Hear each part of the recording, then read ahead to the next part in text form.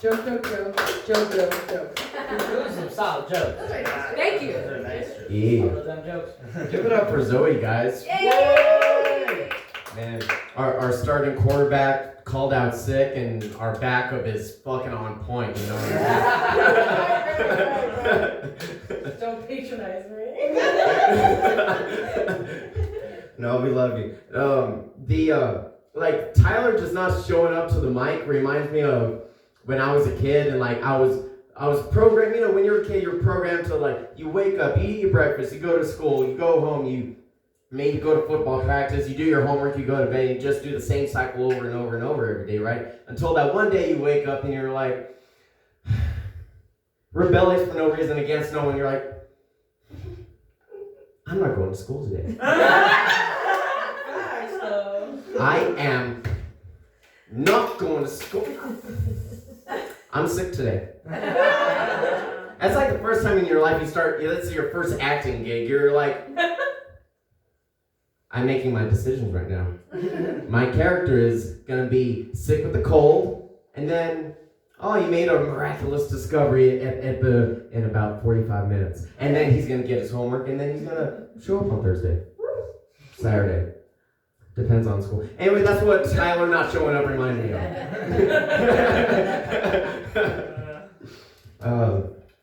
The other day, I've been in the habit of like trying to, when I'm having a conversation with someone, I'm actively listening to what they're saying, but I try to find the most literal, physical representation of possible of what they're saying. So, the other day, someone was talking about they were holding a conversation with someone, and I was like, holding a conversation? I can do this. I'm a clown. I can make this happen.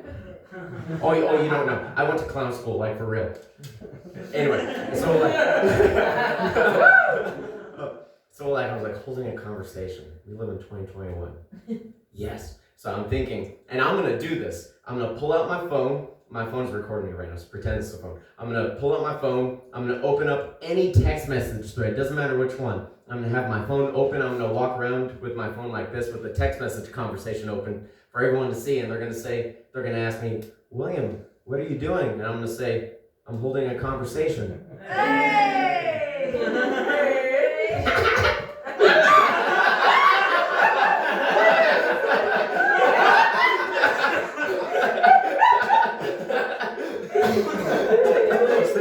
Mom used to sound like that as a So dumb. I have to do it.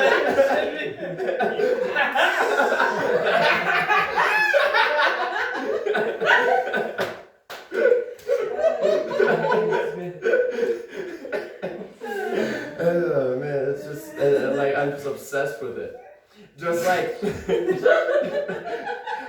honestly, this past week has been like one of the happiest weeks I've had in a long time. Fuck yeah! Like honestly, did I watch a movie I've always wanted to watch? No. Did I win $1 million? No. I met Bridget the midget. Yes. No. Oh, and it was funny, like, when I got the picture of her, I posted it up on Facebook and all platforms, all social medias, and and like, no caption, okay? Because that's one of those things that if you know, you know. Yeah. That's like the epitome of that sentence. It's like porn stars, you know? It's like, people can like lie that they watch porn, but let's find out. Bridget. Oh, is that your girlfriend? You ain't one of the real ones. You know what I mean? That was a test and you failed. But no, she, if you don't know who she is, as the name suggests, she's a little person, right? 3'9". Now she's 40 years old. Back when she was in the scenes, she was like in her early mid-20s. Whew, some good shit.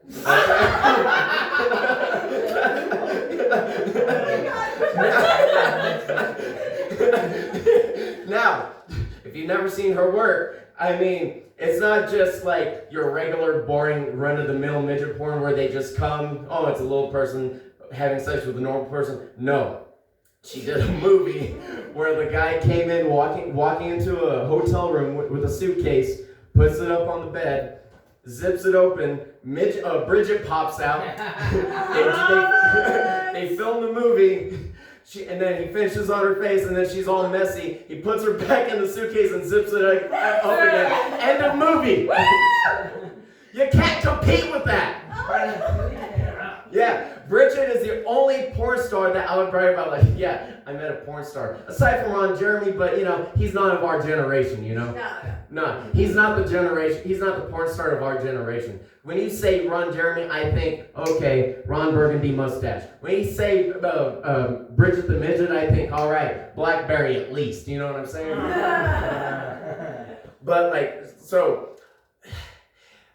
she showed up last Thursday, Friday, and Saturday at TD's North and Fantasy World, right? And I'm trying not to fangirl right now. Trying to stick to the story. Just get into it. So she showed up I was doing a dinner detective show. I'm still in costume. I go to TD's North about midnight. I was there just soon enough to catch 15 minutes of her walking around talking to people, and then she went over to Fantasy World. So I went over to Fantasy World. I went in there and I waited inside of a strip club with monk-like discipline for 3 hours. She showed up at Fantasy World at 3 a.m. and it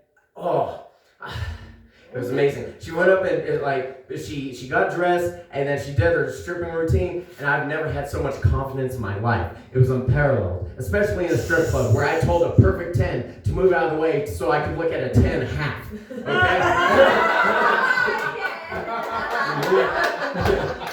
Yeah. There were several strippers that came up to me and they're like, "Hi, honey, would you like to dance?" And I said, "No. I came here to see Bridget, not you."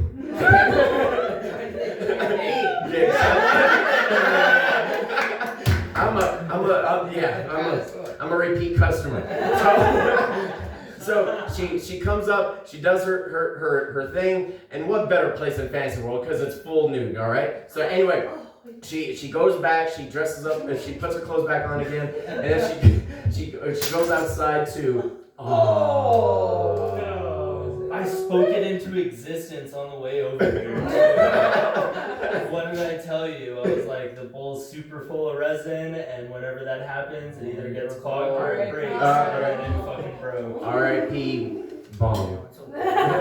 Wow. Sorry to interrupt. It's all good, man. So Bridget Anyway, goes. she was naked, then she put her clothes back on. Yeah, she put her clothes back on. She goes back outside, and I was hoping she was gonna be signing autographs, but she didn't have any 8x10s lying around, and unfortunately, I didn't have any 8x10s of Bridget the Midget lying around either. So I was like, I couldn't get the autograph. But I went outside. She was outside on a smoke break, and I asked her, "Bridget, excuse me, is it okay if I get a picture?" And she's like, "Yeah." And then she and she asked me, okay, so I was dressed up in a suit with a really a power tie with a matching power pocket square. And she asked me, "What are you dressed up for?" And I said, "Well, I did a murder mystery dinner show tonight that I'm the part of the cast of, and I died tonight." And I had that conversation several times and showed the blood splotch of where I got stabbed, right? Anyway, I showed her that, and she told me a story of when she had some blood capsules in one of her suitcases while she was traveling for a show. It was like a Halloween show.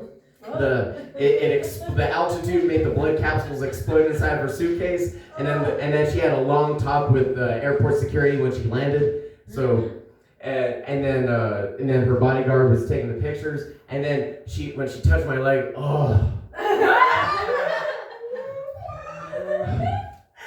I learned that very moment my future wife is gonna be a little person. Okay? She was so muscular.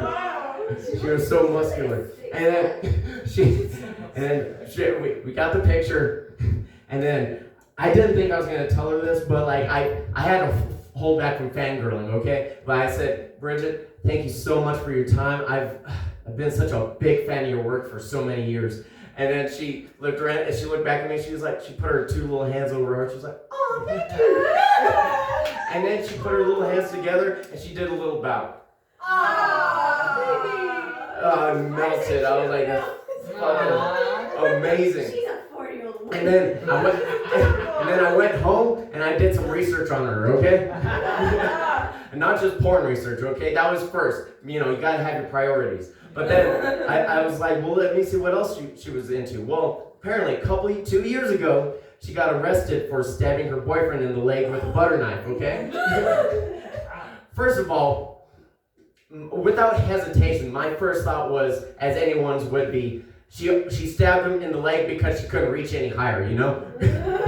We all know if she had the opportunity, that aggravated assault would have been upgraded to a murder, okay? She just didn't have the capability for the jugular, okay? But I was like, what?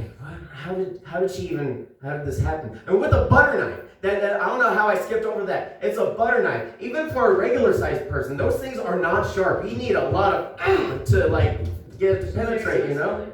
And I guess she's been working out. All that muscle wasn't for aesthetics, you know. She actually like it's functional muscle too. So she actually like penetrated him with a butter knife, and she had done that after she broke into her boyfriend's house, who I guess was cheating on her with another woman, which is why she stabbed him in the first place. Anyway, I guess the woman that he was cheating on her with picked her up and then tossed her out the front door. And I can only imagine when I'm reading it. When I read things, I get very powerful visuals. So I just imagine her picking her up. Woo! You know? She yeeted a person. You can yeet a remote control. You can yeet a phone. Have you ever yeeted a person? No. She didn't. It was like It was not. She was like she was doing the discus in the Olympics. She just grabbed her and, you know. And Bridget, learning from what happens to her, she took the portable grill that was in front of his door and Bridget yeeted a portable grill through the front window. And then the cops finally showed up and she got arrested. But I guess I got dismissed because she never got. I met her last weekend.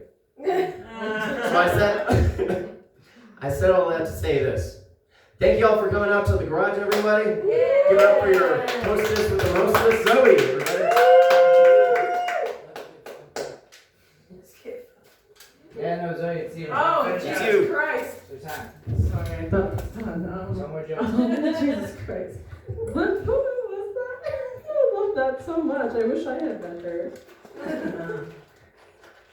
I don't have jokes in my head. I have jokes